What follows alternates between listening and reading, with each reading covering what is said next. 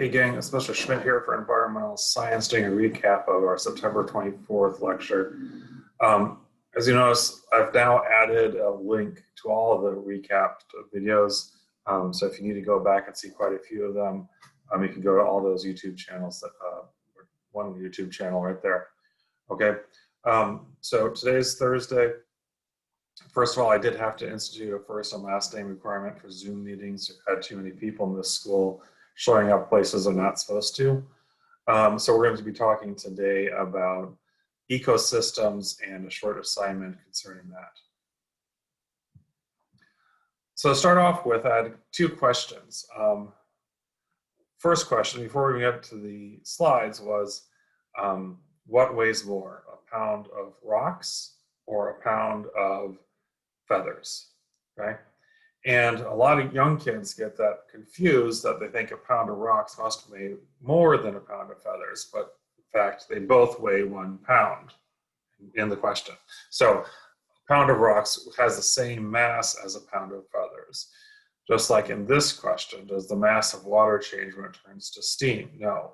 A pound of ice and a pound of water and a pound of steam are all going to have the same mass. Now they may have different weights, which is why we tend to use kilograms versus pounds, so that we're very clear that we're talking about mass and not weight. Okay, weight has to do with the force pulling it down. So steam will be pushed up by the air even though it has the same mass. Okay, so if we have 1 kilogram of steam and we condense it down to water and we freeze it down to ice, the volume may change, but the actual amount of water stays the same. And that's going to be true in today's lesson as we talk about different ecosystems and the webs of the chains that energy and matter go through in these systems. So we're talking about an introduction to ecosystems, where we're going to try to look at the different parts of an ecosystem and explain the food chain and the food web.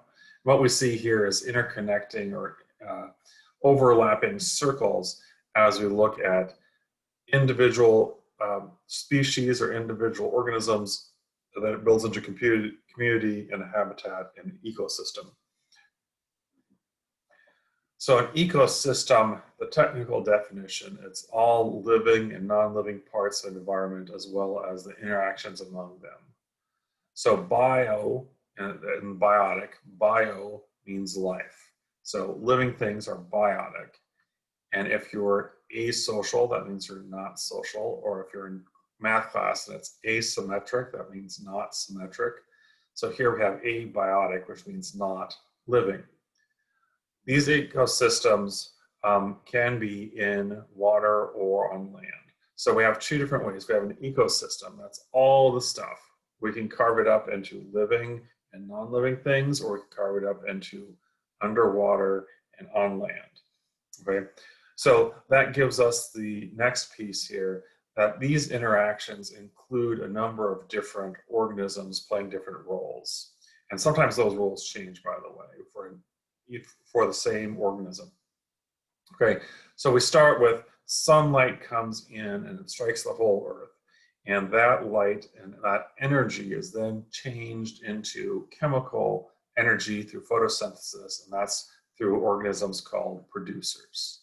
Okay, so the producers take sunlight, turn it into chemical energy, okay, through photosynthesis. So the plants are the first wave, and they're producing chemical energy. Okay, then the next wave of animals consume the chemical energy from the plants. And then finally, when the plants and the animals die, we get the decomposers breaking down that energy, those nutrients, back into the environment. And we get bacteria, mold, fungus, worms, termites, beetles, those type of things that live off of dead matter. Okay, so we already had our different categories of abiotic and biotic. So here we see that abiotic, non-living things are things that are very important for our environment: water, shelter, sunlight, soil, nutrients, air, okay, temperature, space, the amount of salt, salinity, and the amount of acid, the pH. All of those things are just based on chemicals and are abiotic factors. Okay, and then we have our biotic factors like our food, our grass, our trees, our plants. Okay, all the living things in our environment, those are our biotic factors.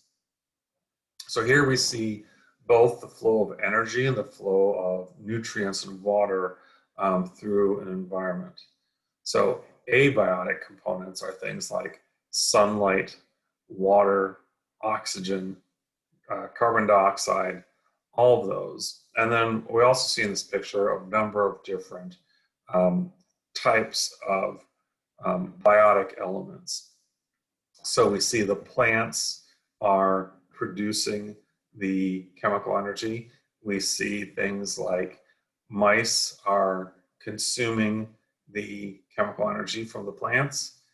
And then the bird is also probably a consumer, but this time it's a second level consumer eating the mice. And then in the bottom corner, we see that the worms and termites and fungus are decomposers. Okay, so those, when they're asking what organisms are competing for the same abiotic resources, well, if they're all trying to get water, they're all competing for things like water.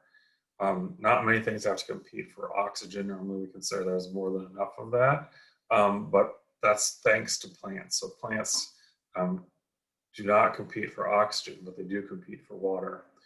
Okay, and then what is the source of energy that drives and sustains the ecosystem? So we're going to say this again and again. The sun is the key energy source. There's one or two organisms at the bottom of the ocean that live off of the radiant heat of the earth and lava flows, okay, thermal events. But if we're not living on the bottom of the ocean and we're not eating those things, then we're not really going to concern ourselves in this class with those one or two exceptions.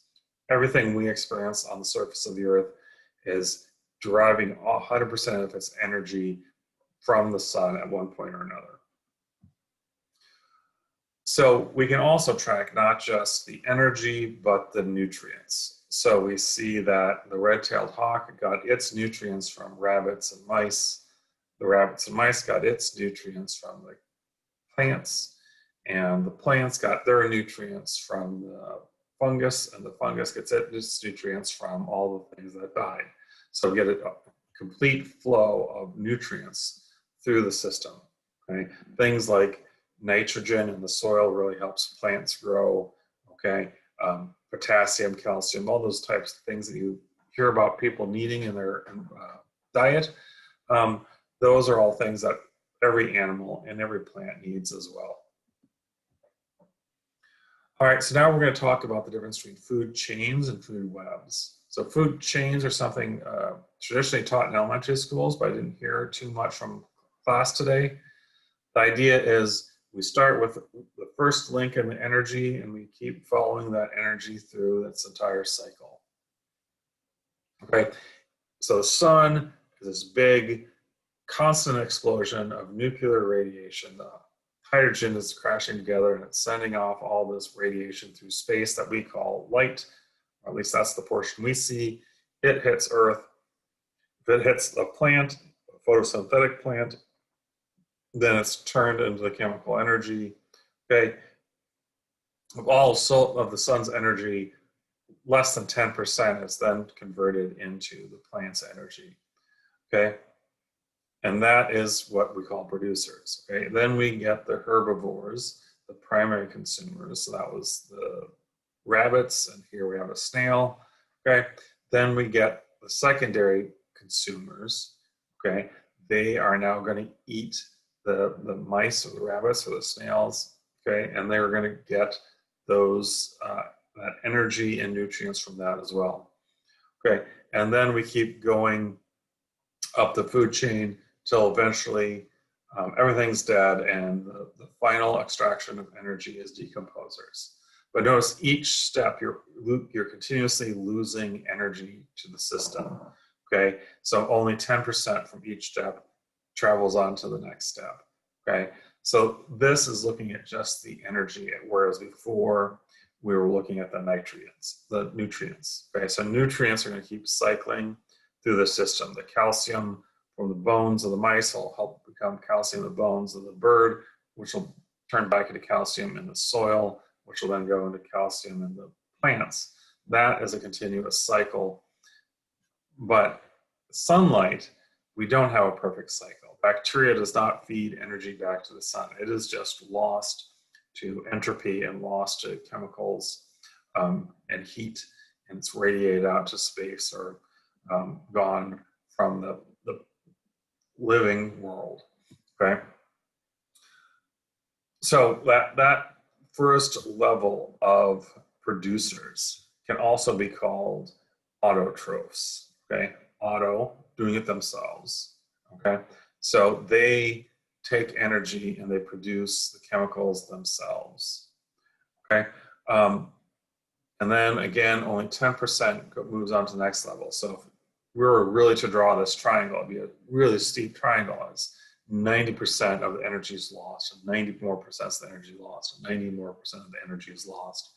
Okay, so we go up to the primary consumers, hetero meaning different. So they're eating or they're consuming energy from something else.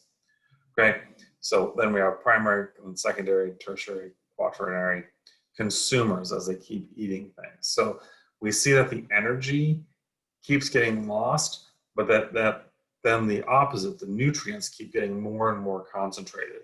And also any toxins would get more and more concentrated. Okay, so if you were to go out and eat broccoli or something, an autotroph, you would get some nutrients, some calcium, but not nearly as much as if you were to drink milk or something like that, that would have more nutrients tied to it. But it would also have a greater opportunity to have more different toxins in it as well. So that there's a play of where is the best place to consume each one, especially for us being omnivores. Okay, so we could look on the right side of this chain and see how it just goes one after another as the energy from the sun goes into these photoplankton, and then the zooplankton, and then into the filter feeders, and then into the small predators, and then the large predators. Okay, but the energy, the sun is spraying light everywhere, right? So all sorts of plants and algae and plankton can pick up that light. And then the herbivores at the smallest level are going to be eating all sorts of different plants. So it's not a single linear chain all the time. It's going to be mixed up all over the place. And then when we get to the omnivores and the primary consumers, they're going to be eating different pieces as well, right? And the secondary, it's going to keep going until we get to the apex predators, right? And that's going to work throughout the whole thing. So on one side, we see the web and how each one plays off of another. And as we look at this, well, what happens if we overfish the tuna? Well, then all the other apex predators are going to go and eat the other fish, the mackerel and the lancets and the sunfish, and that population would then crash because that was then getting consumed too much. And then things like shrimp would have skyrocket because nothing's eating them anymore, because everything that just was eating them all of a sudden got destroyed, got consumed. And then we'd have this out of balance system. So we're going to talk later about keeping this system in balance. Right now we see, no, the food chain tells us something about energy, but the food web starts giving us hints into how all this is going to work in our ecosystems. Okay, we also see another example here, and one of the questions is, if you remove the food web, which organism have the greatest impact on the overall food web? Well, I'd say if you remove all the plants, all the grass, that's right away. Okay, we also see the hawks, the apex predators. If they're not eating anything, they're not eating the rabbits, and the rabbits can eat all the grass. And then we're back to square one if we remove something else. Okay. So, and then some organisms are competing for the same resources. The rabbits, the mice, the grasshoppers are all eating the same thing. So they're all competing for the same resources there. right? And then we skipped this one and we went on to look at the nutrients and the whole levels here. So atoms and molecules are normally the purview of chemistry, that's phase studies. So they're going to look at those two pieces. But then the molecules come together and make cells, and the cells make tissues, and the tissues make organs and body systems, and finally we get to an organism. Okay, that process is going to be studied in your biology classes. We're interested in, as we look at organisms, how do they form populations? Okay, so here we have one elephant becomes a herd of elephants. That's one population. And then a herd of elephants, along with a pack of hyenas and all the other different populations, form a community. And then we add in all the nutrients, the oxygen, the water, that forms an ecosystem. Okay, so if we're looking at that same level here, we go our molecules, cells, groups of cells, organisms. Okay, and again, this is where we get important. Our population is a group of organisms of the same type and it's living in the same area, one herd. Okay, so you're going to have a question about class here where our population of humans is in Vancouver. Okay, so we have that population, all the same species, all the same place, and we've adapted to Vancouver differently than people in Siberia have adapted to that ecosystem, or people in the desert have adapted to that ecosystem.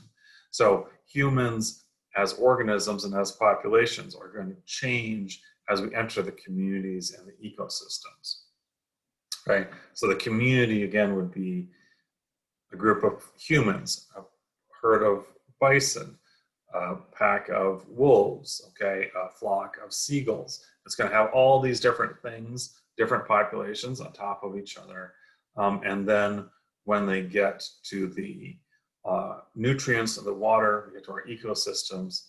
And then when we get to a great big region, we get to our biospheres, which is what we're going to be looking at later. Okay, so here we see individual organisms, populations, communities. And then, like I said, our ecosystem is both all that living things and our abiotic, non-living things like water and air that we need so well. Okay, so that is the basics. And then we came over and we started our assignment.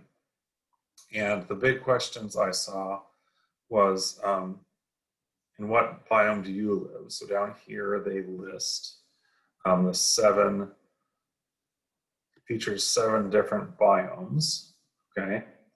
So you need to read through that and figure out which biome do you live in, okay? There might be a little bit of discussion about like which type of forest you live in, and hopefully that's something you can look up. Okay, and then if once you know what biome we live in this area, then in what ways did we adapt as a community of humans to this environment different than people who adapted to the rainforest or people who adapted to tundra? Okay, how did people behave as communities in those different environments? Okay, and then finally, for those 7 different systems, the 7 recognized biomes, then you can give an example of each of those with specific locations. Okay. All right, so that should bring you back to here where now you've done both of these. And like I said, please make sure you have your first and last name for when joining classes.